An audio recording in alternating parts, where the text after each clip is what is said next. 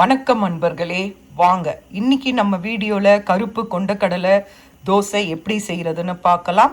அதுக்கு நான் அரை கப் கொண்டக்கடலை எடுத்திருக்கேன், அரை கப் இட்லி அரிசி எடுத்திருக்கேன், 1/4 கப் முழு உளுத்தம்பருப்பு எடுத்திருக்கேன், 1 டீஸ்பூன் வெந்தயம் எடுத்திருக்கேன். இந்த வெந்தயத்தை நாம் தனியாக ஊற வச்சுக்கலாம். வெந்தயம் சேர்க்கறதுனால நம்ம உடம்புக்கும் குளிர்ச்சி, அதே சமயம் தோசை நல்லா முருகலாக வரும். அதுக்கு பிறகு இந்த இட்லி அரிசியை தவிர புழுங்கல் அரிசியோ இல்லை பச்சை அரிசியோ உபயோகப்படுத்தக்கூடாது. ஏன்னா தோசை நல்லா கிறிஸ்பியாக வராது, சாஃப்டாக ஆகிடும். அதனால் நான் இட்லி அரிசி எடுத்திருக்கேன். இட்லி அரிசியை தவிர நீங்கள் மில்லட் எது வேணாலும் எடுத்துக்கலாம். அதுக்கப்புறம் இந்த கருப்பு கவுனி அரிசி, நிறைய பாரம்பரிய அரிசியெல்லாம் இருக்குது, அதில் எது வேணாலும் எடுத்துக்கலாம். இப்போது இதை நான் இந்த மூணுத்தையும் ஒன்றா சேர்த்து ஒரு 8 மணி நேரம் ஊற வைக்க போகிறேன். நீங்கள் நைட்டு செய்கிறதா இருந்தால் காலையில் ஊற வைங்க, காலையில் டிஃபன் செய்கிறதா இருந்தால் முன்னாள் நைட்டே ஊற வைங்க. இது ஒரு 8 ஹவராவது ஊறினா தான் ரொம்ப நல்லா இருக்கும். இப்போ இது மூணுத்தையும் நான் ஒன்றா போட்டு அலம்பிட்டு நான் ஊற வச்சிடுறேன். பாருங்கள், வெந்தயத்தை ஊற வச்சுருக்கேன் தனியாக. அதை நான் மிக்சியில் போட்டு ஃபஸ்ட்டு ஆட்டிக்கிறேன். அதுக்கப்புறம் மற்ற பொருளெல்லாம் போட்டு நல்லா தோசை மாவு பதத்துக்கு அரைச்சி எடுத்துக்கிறேன். வெந்தயத்தை நல்லா அரைச்சாச்சுங்க. இப்போ நாம் ஊற வச்ச கடலையை இதில் சேர்த்துடலாம். நல்லா தண்ணி வடிகட்டி தோசை மாவு பதத்துக்கு அரைச்சி கொண்டு வந்துடலாம். அரைச்சி கொண்டு வந்தோன்னே உங்களுக்கு காட்டுறேன். நாம் இதை அரைச்சி கொண்டு வந்தாச்சு. இதை ஒரு பாத்திரத்துக்கு மாற்றிடலாம். இதில் இருந்து எல்லாத்தையும் வழித்து இதில் விட்டுடலாம். இப்போ பாருங்கள், மாவை அரைச்சி கொண்டு வந்தாச்சு. தோசை பக்குவத்துக்கு தண்ணி விட்டுக்கோங்க, அதிக அளவு தண்ணி விட வேண்டாம். இப்போ நான் பெருங்காயம் எடுத்துக்கிறேன், தேவையான அளவு உப்பு, ரெட் சில்லி பவுடர், நிறத்துக்காக காஷ்மீர் சில்லி பவுடர், ஜீரக பவுடர், பூண்டு பவுடர், இதையெல்லாம் நாம் இந்த மாவில் கலந்துக்கலாம்.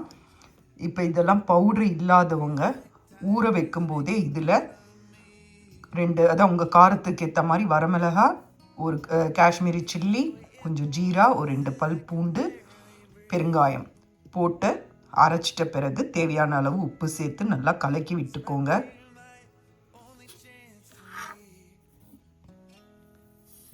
இப்போ நான் இதில் எல்லாத்தையும் மிக்ஸ் பண்ணி கலக்கி விடுறேன். தேவைப்பட்டால் தண்ணி சேருங்க, இல்லைன்னா வேண்டாம். இதில் உங்ககிட்ட முருங்கைக்கீரை இலை இருந்தால் முருங்கைக்கீரை இலையும் இதில் நல்லா கிள்ளி சேர்க்கலாம். என்கிட்ட பவுடர் இருக்குது, அதனால் நான் ஒரு 2 ஸ்பூன் பவுடர் சேர்க்க போகிறேன். வாங்க காட்டுறேன். பாருங்கள், முருங்கைக்கீரை பொடி இதை நான் மாவில் சேர்க்குறேன். ரொம்ப கலர் ஆகிட போது, வேணும்னா கூட சேர்த்துக்கிறேன். இதை நல்லா கலந்து விடுங்க. இதில் இரும்பு சத்து கிடைக்கும், உடம்புக்கும் ரொம்ப நல்லது. நல்லா கலந்து விடுங்க. கலந்து விட்ட பிறகு உங்களுக்கு காட்டுறேன். இங்கே முருங்கைக்கீரை பொடி இதுதான். இந்த முருங்கீரை பொடியை நான் அதில் சேர்த்துருக்கேன். இந்த மாதிரி கறிவேப்பிலை, புதினா, இந்த மாதிரி எல்லாத்தையும் நான் காய வச்சு அரைச்சி வச்சுப்பேன். இது நம்ம உடம்புக்கு ரொம்ப நல்லது. இந்த மாதிரி நீங்களும் செஞ்சு வச்சுக்கோங்க. மாவை நல்லா கலக்கி விட்டாச்சுங்க. இதை உடனடியாகவும் தோசையாக வாக்கலாம். அப்படி இல்லைன்னா இதை கொஞ்சம் ஒரு 2 ஹவர் 3 ஹவர் புளிக்க வச்சு அதுக்கு பிறகு கூட தோசையாக வாக்கலாம். இது நல்லாயிருக்கும். இதில் நீங்கள் என்னென்ன வெஜிடபிள்ஸ் போட்டு செய்ய முடியுமோ செய்யுங்க. இதில் பசலைக்கீரையிலேருந்து எல்லாமே, சிறுகீரையிலேருந்து எல்லாமே பொடியாக நறுக்கி இதில் போட்டு இதை செய்யலாம். இது நல்லா கெட்டியாக அரைச்சி அதை அடை மாதிரியும் தட்டலாம். வாங்க நான் செஞ்ச பிறகு காட்டுறேன்.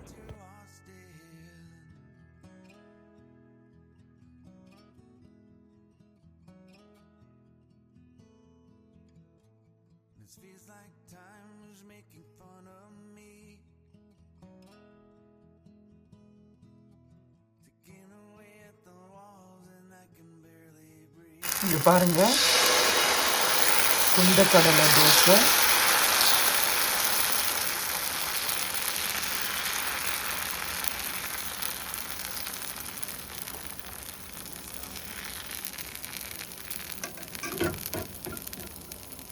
இந்த மாதிரி தோசை எப்பவும் தோசை வாக்குற மாதிரி வாருங்க. அதுக்கப்புறம் இதை சுற்றி அரை ஸ்பூன் எண்ணெய் விடுங்க.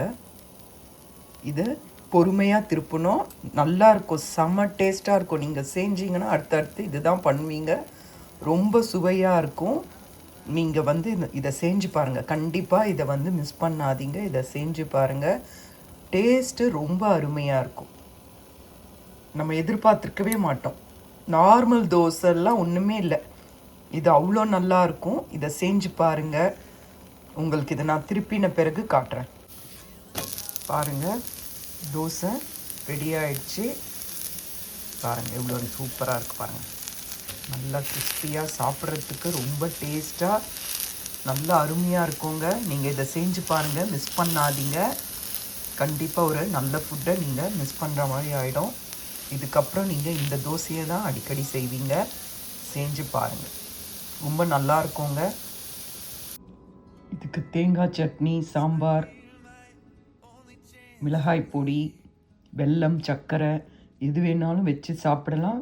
வெறுமனே கூட சாப்பிடலாம். வெறுமனே ட்ரை பண்ணி பாருங்கள், நல்லாவே இருக்கும். இதை செஞ்சு பார்த்துட்டு உங்களுக்கு பிடிச்சிருந்தா ஒரு லைக் போடுங்க.